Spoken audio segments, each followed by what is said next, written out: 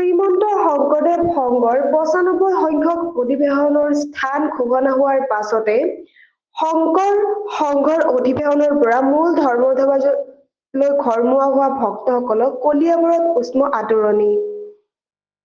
মহাপুৰুষ শ্ৰীমন্ত শংকৰদেৱৰ আদৰ্শ সৃষ্টিক বিশ্ব দৰবাৰত প্ৰতিষ্ঠা কৰাৰ উদ্দেশ্যে জন্ম লাভ কৰা শ্ৰীমন্ত শংকৰদেৱ সংঘৰ ৯৫ সংখ্যক বাৰ্ষিক অধিৱেশনখনি অনুষ্ঠিত হ'ব শোণিতপুৰ জিলাত।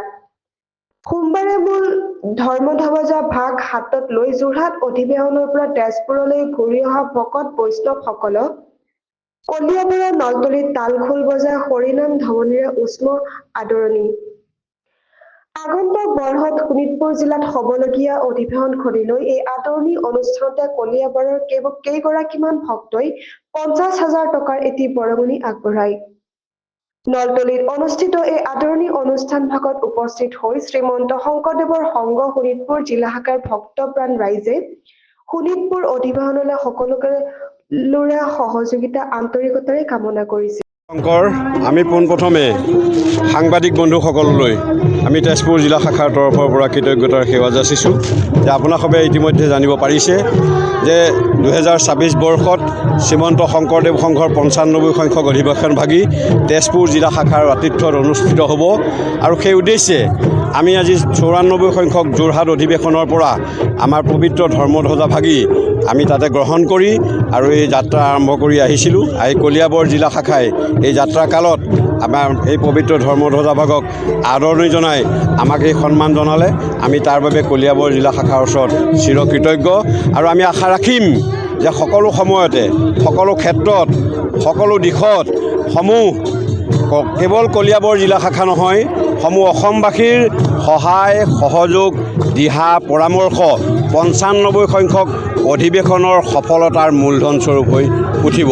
কৃষ্ণ কৃষ্ণ। প্ৰথমতেই সাংবাদিক বন্ধুসকলৰ প্ৰতি আমি সেৱা জনাইছোঁ। শ্ৰীমন্ত শংকৰদেৱ সংঘ তেজপুৰ জিলা শাখাত আগন্তুক ২০২৬ত শ্ৰীমন্ত শংকৰদেৱ সংঘৰ ৯৫ সংখ্যক অধিৱেশন ভাগ অনুষ্ঠিত হ'ব। শ্ৰীমন্ত শংকৰদেৱ সংঘ জাতীয় অনুষ্ঠান, যিহেতু জাতীয় অনুষ্ঠান, এই জাতীয় অনুষ্ঠানটিত সমগ্ৰ অসম তথা উত্তৰ পূব ভাৰতৰ ধৰ্ম সম্প্ৰদায় বৰ্ণ নিৰ্বিশেষে আমি সমূহৰ সহযোগিতা বিচাৰিছোঁ। আমি যোৰহাটৰ পৰা এয়া ধৰ্মীয় ধ্বজা কঢ়িয়াই আনিছোঁ। কলিয়াবৰৰ ৰাইজৰ যিটো উৎসাহ, তেখেতসকলৰ যিটো বদান্যতা, তেখেতসকলৰ যিটো আত্মীয়তা, এই আত্মীয়তাই আমাক আহ্লাদিত কৰিছে। আমি সমস্ত কলিয়াবৰবাসী ৰাইজৰ ওচৰত আমি নতজানু হৈ সেৱা জনাইছোঁ। আৰু ইতিমধ্যে আমাৰ তেজপুৰ শ্বহীদ বাকৰিত আমাৰ যিটো জিলা কীৰ্তন গৃহ, তাত আজি আমাৰ এই ধৰ্মীয় ধ্বজা ৰখা হ'ব। আৰু ইতিমধ্যে তাত আমাৰ সাংবাদিক বন্ধুসকল, তেখেতসকলে আমাক ইতিমধ্যে ফোন কৰি আছে। তেখেতসকলক আচলতে আমি সময় দিছিলোঁ ১০ বজাত। তেখেতসকল এই ঠাণ্ডাৰ দিনত নিশাৰ ভাগত আপোনাসৱ যেনেধৰণে আছে তেখেতসকললৈ ৰৈ আছে।